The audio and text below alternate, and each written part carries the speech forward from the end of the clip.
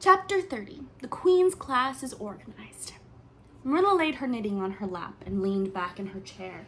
Her eyes were tired, and she thought vaguely that she must see about having her glasses changed the next time she went to town, for her eyes had grown tired very often of late.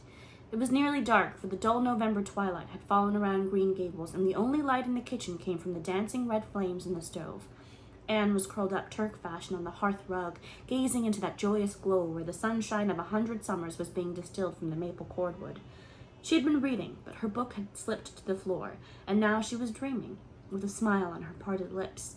Glittering castles in Spain were shaping themselves out of the mists and rainbows of her lively fancy. Adventures, wonderful and enthralling, were happening to her in Cloudland, adventures that always turned out triumphantly and never involved her in scrapes like those of actual life. Marilla looked at her with a tenderness that would never have been suffered to reveal itself in any clearer light than that soft mingling of fireshine and shadow. The lesson of a love that should display itself easily in spoken word and open look was one Marilla could never learn.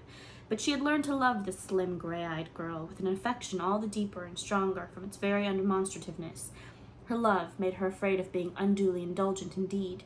She had an uneasy feeling it was rather sinful to set one's heart so intensely on any human creature as she had set hers on Anne, and perhaps she performed a sort of unconscious penance for this, by being stricter and more critical than if the girl had been less dear to her. Certainly Anne herself had no idea how Marilla loved her. She sometimes thought wistfully that Marilla was very hard to please and distinctly lacking in sympathy and understanding, but she always checked the thought reproachfully, remembering what she owed to Marilla. "Anne," said Marilla abruptly, "Miss Stacy was here this afternoon when you were out with Diana." Anne came back from her other world with a start and a sigh. "Was she? Oh, I'm so sorry I wasn't in. Why didn't you call me, Marilla? Diana and I were only over in the haunted wood. It's lovely in the woods now. All the little wood things, the ferns and the satin leaves and the crackerberries have gone to sleep, just as if somebody had tucked them away until spring under a blanket of leaves. I think it was a little gray fairy with a rainbow scarf that came tiptoeing along the last moonlight night and did it. Diana wouldn't say much about that, though. Diana has never forgotten the scolding her mother gave her about imagining ghosts into the haunted wood. It had a very bad effect on Diana's imagination. It blighted it. Mrs. Lynde says Myrtle Bell is a blighted being. I asked Ruby Gillis why Myrtle was blighted, and Ruby said she guessed it was because her young man had gone back on her. Ruby Gillis thinks of nothing but young men, and the older she gets, the worse she is. Young men are all very well in their place, but it doesn't do to drag them into everything, does it? Diana and I are thinking seriously of promising each other that we will never marry, but be nice old maids and live together forever. Diana hasn't quite made up her mind, though, because she thinks perhaps it would be nobler to marry some wild, dashing, wicked young man and reform him. Diana and I talk a great deal about serious subjects now, you know. We feel that we are so much older than we used to be that it isn't becoming to talk of childish matters. It's such a solemn thing to be almost 14, Marilla. Miss Stacy took all us girls who are in our teens down to the brook last Wednesday and talked to us about it. She said we couldn't be too careful what habits we formed and what ideals we acquired in our teens, because by the time we were 20, our characters would be developed and the foundation laid for our whole future life. And she said if the foundation was shaky, we could never build anything really worthwhile on it. Diana and I talked the matter over coming home from school. We felt extremely solemn, Marilla, and we decided that we should try to be very careful indeed and form respectable habits and learn all we could and be as sensible as possible, so that by the time we were 20, our characters would be properly developed. It's perfectly appalling to think of being 20, Marilla. It sounds so fearfully old and grown up. But why was Miss Stacy here this afternoon? That is what I want to tell you, Anne, if you'll ever give me a chance to get a word in edgewise. She was talking about you. About me? Anne looked rather scared. Then she flushed and exclaimed, "Oh, I know what she was saying. I meant to tell you, Marilla. Honestly, I did, but I forgot. Miss Stacy caught me reading Ben-Hur in school yesterday afternoon when I should have been studying my Canadian history. Jane Andrews lent it to me. I was reading it at dinner hour, and I had just got to the chariot race when school went in. I was simply wild to know how it turned out, although I felt sure Ben-Hur must win, because it wouldn't be poetical justice if he didn't. So I spread the history open on my desk lid and then tucked Ben-Hur between the desk and my knee. It just looked as if I were studying Canadian history, you know? Well, all the while I was reveling in Ben-Hur. I was so interested in it that I never noticed Miss Stacy coming down the aisle until all at once I just looked up and there she was looking down at me, so reproachful-like. I can't tell you how ashamed I felt, Marilla, especially when I heard Josie Pye giggling. Miss Stacy took Ben-Hur away, but she never said a word then. She kept me in at recess and talked to me. She said I had done very wrong in two respects. First, I was wasting the time I ought to have been put on my studies, and secondly, I was deceiving my teacher and trying to make it appear I was reading a history when it was a storybook instead. I had never realized until that moment, Marilla, that what I was doing was deceitful. I was shocked. I cried bitterly and asked Miss Stacy to forgive me, and I'd never do such a thing again, and I offered to do penance by never so much as looking at Ben-Hur for a whole week, not even to see how the chariot race turned out. But Miss Stacy said she wouldn't require that, and she forgave me freely. So I think it wasn't very kind of her to come up here to you about it after all.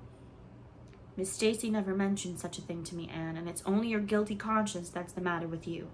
You have no business to be taking storybooks to school. You read too many novels anyhow. When I was a girl, I wasn't so much as allowed to look at a novel. Oh, how can you call Ben-Hur a novel when it's really such a religious book? Protested Anne. Of course it's a little too exciting to be proper reading for Sunday, and I only read it on weekdays, and I never read any book unless either Miss Stacy or Mrs. Allen thinks it's a proper book for a girl 13 3/4 to read. Miss Stacy made me promise that. She found me reading a book one day called The Lurid Mystery of the Haunted Hall. It was one of Ruby Gillis had lent me, and it was so fascinating and creepy. It just curdled the blood in my veins. But Miss Stacy said it was very silly. It was a very silly, unwholesome book, and she asked me not to read any more of it or any like it. I didn't mind promising not to read any more like it, but it was agonizing to give back that book without knowing how it turned out. But my love for Miss Stacy stood the test, and I did. It's really wonderful, Marilla, what you can do when you're truly anxious to please a certain person. Well, I guess I'll light the lamp and get to work, said Marilla. I see plainly that you don't want to hear what Miss Stacy had to say. You're more interested in the sound of your own tongue than in anything else. Oh, indeed, Marilla, I do want to hear it, cried Anne contritely. I won't say another word, not one. I know I talk too much, but I'm really trying to overcome it, and although I say far too much, yet if you only knew how many things I want to say and don't, you'd give me some credit for it. Please, tell me, Marilla. Well, Miss Stacy wants to organize a class among her advanced students who mean to study for the entrance examination into Queen's. She intends to give them extra lessons for an hour after school, and she came to ask Matthew and me if he would like to have you join it. What do you think about it yourself, Anne? Would you like to go to Queen's and pass for a teacher? Oh, Marilla! Anne straightened to her knees and clasped her hands. It's been the dream of my life. That is, for the last 6 months, ever since Ruby and Jane began to talk of studying for the entrance. But I didn't say anything about it because I supposed it would be perfectly useless. I'd love to be a teacher, but won't it be dreadfully expensive? Mr. Andrews says it cost him $150 to put Prissy through, and Prissy wasn't a dunce in geometry. I guess you needn't worry about that part of it. When Matthew and I took you to bring up, we resolved we would do the best we could for you and give you a good education. I believe in a girl being fitted to earn her own living whether she ever has to or not. You'll always have a home at Green Gables as long as Matthew and I are here, but nobody knows what is going to happen in this uncertain world, and it's just as well to be prepared. So you can join the Queen's class if you like, Anne. Oh, Marilla, thank you. Anne flung her arms about Marilla's waist and looked up earnestly into her face. I'm extremely grateful to you and Matthew, and I'll study as hard as I can and do my very best to be a credit to you. I warn you not to expect much in geometry, but I think I can hold my own in anything else if I work hard. I dare say you'll get along well enough. Miss Stacy says you're bright and diligent. Not for worlds would Marilla have told Anne just what Miss Stacy had said about her. That would have been to pamper vanity. You needn't to rush to any extreme of killing yourself over your books. There is no hurry. You won't be ready to try the entrance for a year and a half yet, but it's well to begin in time and be thoroughly grounded, Miss Stacy says. I shall take more interest than ever in my studies now, said Anne blissfully, because I have a purpose in life. Mr. Allen says everybody should have a purpose in life and pursue it faithfully. Only he says we must first make sure that it is a worthy purpose. I would call it a worthy purpose to want to be a teacher, like Miss Stacy, wouldn't you, Marilla? I think it's a very noble profession. The Queen's class was organized in due time. Gilbert Blythe, Anne Shirley, Ruby Gillis, Jane Andrews, Josie Pye, Charlie Sloane, and Moody Spurgeon McPherson joined it. Diana Barry did not, as her parents did not intend to send her to Queen's. This seemed nothing short of a calamity to Anne. Never since the night on which Minnie May had had the croup had she and Diana been separated in anything. On the evening when the Queen's class first remained in school for the extra lessons, and Anne saw Diana go slowly out with the others to walk home alone through the birch path and violet vale, it was all the former could do to keep her seat and refrain from rushing impulsively after her chum. A lump came into her throat, and she hastily retired behind the pages of her uplifted Latin grammar to hide the tears in her eyes. Not for worlds would Anne have had Gilbert Blythe or Josie Pye see those tears. But oh, Marilla, I really felt that I had tasted the bitterness of death, as Mr. Allen said in his sermon last Sunday, when I saw Diana go out alone, she said mournfully that night. I thought how splendid it would have been if Diana had only been going to study for the entrance, too. But we can't have things perfect in this imperfect world, as Mrs. Lynde says. Mrs. Lynde isn't exactly a comforting person sometimes, but there's no doubt she says a great many very true things. And I think the Queen's class is going to be extremely interesting. Jane and Ruby are just going to study to be teachers. That is the height of their ambition. Ruby says she will only teach for 2 years after she gets through, and then she intends to be married. Jane says she will devote her whole life to teaching and never marry, because you are paid a salary for teaching, but a husband won't pay you anything, and growls if you ask for a share in the egg and butter money. I expect Jane speaks from mournful experience, for Mrs. Lynde says that her father is a perfect old crank, and meaner than second skimmings. Josie Pye says she is just going to college for education's sake, because she won't have to earn her own living. She says, of course, it is different with orphans who are living on charity. They have to hustle. Moody Spurgeon is going to be a minister. Mrs. Lynde says he couldn't be anything else with a name like that to live up to. I hope it isn't wicked of me, Marilla. Really, the thought of Moody Spurgeon being a minister makes me laugh. He's such a funny-looking boy, with that big fat face and his little blue eyes, and his ears sticking out like flaps. But perhaps he will be more intellectual-looking when he grows up. Charlie Sloane says he's going to go into politics and be a member of Parliament, but Mrs. Lynde says he'll never succeed at that because the Sloanes are all honest people, and it's only rascals that get on in politics nowadays.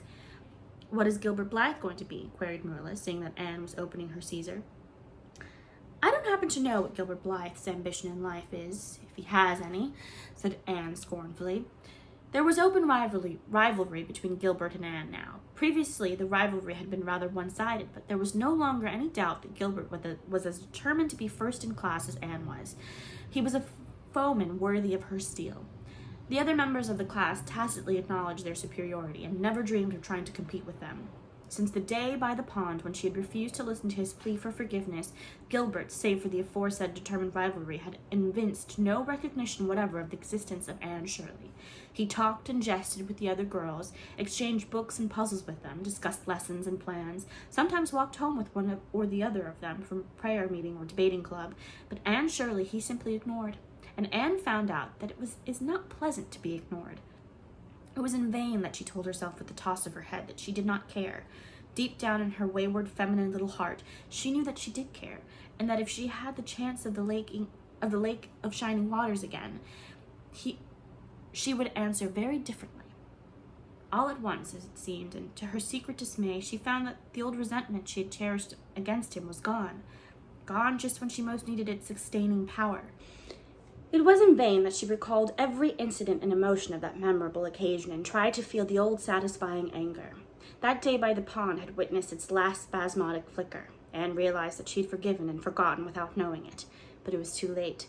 And at least neither Gilbert nor anybody else, not even Diana, should ever suspect how sorry she was and how much she wished she hadn't been so proud and horrid. She determined to shroud her feelings in deepest oblivion, and it may be stated here and now that she did it so successfully that Gilbert, who possibly was not quite so indifferent as he seemed, could not console himself with any belief that Anne felt his retaliatory scorn. The only poor comfort he has was that she snubbed Charlie Sloane, unmercifully, continually, and undeservedly. Otherwise, the winter passed away in a round of pleasant duties and studies. For Anne, the days slipped by like golden beads on the necklace of the year. She was happy, eager, interested. There were lessons to be learned and honors to be won, delightful books to read, new pieces to be practiced for the Sunday school choir, pleasant Saturday afternoons at the manse with Mrs. Allen, and then, almost before Anne realized it, spring had come again to Green Gables, and all the world was abloom once more. Studies palled just a wee bit then. The Queen's class, left behind in school while the others scattered to green lanes and leafy woodcuts and meadow byways, looked wistfully out the windows and discovered that Latin verbs and French exercises had somehow lost the tang and zest they had possessed in the crisp winter months. Even Anne and Gilbert lagged and grew indifferent. Teacher and taught were alike glad when the term was ended and the glad vacation days stretched rosily before them. "But you've done good work this past year," Miss Stacy told them on the last evening, "and you deserve a good jolly vacation. Have the best time you can in the out-of-door world, and lay in a good stock of health and vitality and ambition to carry you through the next year. It will be the tug of war, you know, the last year before the entrance." Are you going to be back next year, Miss Stacy? Asked Josie Pye. Josie Pye never scrupled to ask questions. In this instance, the rest of the class felt grateful to her. None of them would have dared to ask it of Miss Stacy, but all wanted to, for there had been alarming rumors running at large through the school for some time that Miss Stacy was not coming back the next year, that she had been offered a position in the graded school of her own home district, and means to accept. The Queen's class listened in breathless suspense for her answer. Yes, I think I will, said Miss Stacy. I thought of taking another school, but I decided to come back to Avonlea. To tell the truth, I've grown so interested in my pupils here that I found I couldn't leave them, so I'll stay and see you through. Hurrah! Said Moody Spurgeon. Moody Spurgeon had never been so carried away by his feelings before, and he blushed uncomfortably every time he thought about it for a week. Oh, I'm so glad, said Anne with shining eyes. Dear Miss Stacy, it would be perfectly dreadful if you didn't come back. I don't believe I could have the heart to go on with my studies at all if another teacher came here. When Anne got home that night, she stacked all her textbooks away in an old trunk in the attic, locked it, and threw the key into the blanket box. I'm not even going to look at a school book in vacation, she told Marilla. I've studied as hard all the term as I possibly could, and I've pored over that geometry until I know every proposition in the first book off by heart, even when the letters are changed. I just feel tired of everything sensible, and I'm going to let my imagination run riot for the summer. Oh, you needn't be alarmed, Marilla. I'll only let it run riot within reasonable limits. But I want to have a real good jolly time this summer, for maybe it's the last summer I'll be a little girl. Mrs. Lynde says that if I keep stretching out next year as I've done this, I'll have to put on longer skirts. She says I'm all running to legs and eyes, and when I put on longer skirts I shall feel that I have to live up to them and be very dignified. It won't even do to believe in fairies then, I'm afraid. So I'm going to believe in them with all my whole heart this summer. I think we're going to have a very gay vacation. Ruby Gillis is going to have a birthday party soon, and there's a Sunday school picnic and the missionary concert next month, and Mr. Barry says that some evening he'll take Diana and me over to the White Sands Hotel and have dinner there. They have dinner there in the evening, you know. Jane Andrews was over once last summer, and she says it was a dazzling sight to see the electric lights and the flowers and all the lady guests in such beautiful dresses. Jane says it was her first glimpse into high life, and she'll never forget it to her dying day. Mrs. Lynde came up the next afternoon to find out why Marilla had not been at the aid meeting on Thursday. When Marilla was not at aid meeting, people knew that there was something wrong at Green Gables. Matthew had a bad spell with his heart Thursday, Marilla explained, and I didn't feel like leaving him. Oh, yes, he's all right again now, but he takes them spells oftener than he used to, and I'm anxious about him. The doctor says he must be careful to avoid excitement. That's easy enough for Matthew. Doesn't go about looking for excitement by any means, and never did. But he's not to do any very heavy work either, and you might as well tell Matthew not to breathe as not to work. Come and lay off your things, Rachel. You'll stay to tea? Well, seeing you're so pressing, perhaps I might as well stay, said Mrs. Rachel, who had not the slightest intention of doing anything else. Mrs. Rachel and Marilla sat comfortably in the parlor while Anne got the tea and made hot biscuits that were light and white enough to defy even Mrs. Rachel's criticism. I must say, Anne has turned out a real smart girl, admitted Mrs. Rachel, as Marilla accompanied her to the end of the lane at sunset. She must be a great help to you. She is, said Marilla, and she's real steady and reliable now. I used to be afraid she'd never get over her feather-brained ways, but she has, and I wouldn't be afraid to trust her in anything now. I never would have thought she'd have turned out so well that first day I was here 3 years ago, said Mrs. Rachel. Lawful heart shall I ever forget that tantrum of hers. When I went home that night, I says to Thomas, says I, mark my words, Thomas, Marilla Cuthbert will live to rue the steps she's took. But I was mistaken, and I'm real glad of it. I ain't one of those kind of people, Marilla, as can never be brought to own up that they've made a mistake. No, that never was my way, thank goodness. I did make a mistake in judging Anne, but it weren't no wonder, for an odder, unexpecteder witch of a child there never was in this world, that's what. There was no deciphering her out by the rules that worked with other children. It's nothing short of wonderful how she's improved these 3 years, but especially in looks. She's a real pretty girl got to be, though I can't say I'm overly partial to that pale, big-eyed style myself. I like more snap and color like Diana Barry has, or Ruby Gillis. Ruby Gillis's looks are real showy, but somehow, I don't know how it is, but when Anne and them are together, though, she ain't a half as handsome. She makes them look kind of common and overdone. Something like them white June lilies she calls narcissus alongside of the big red peonies, that's what.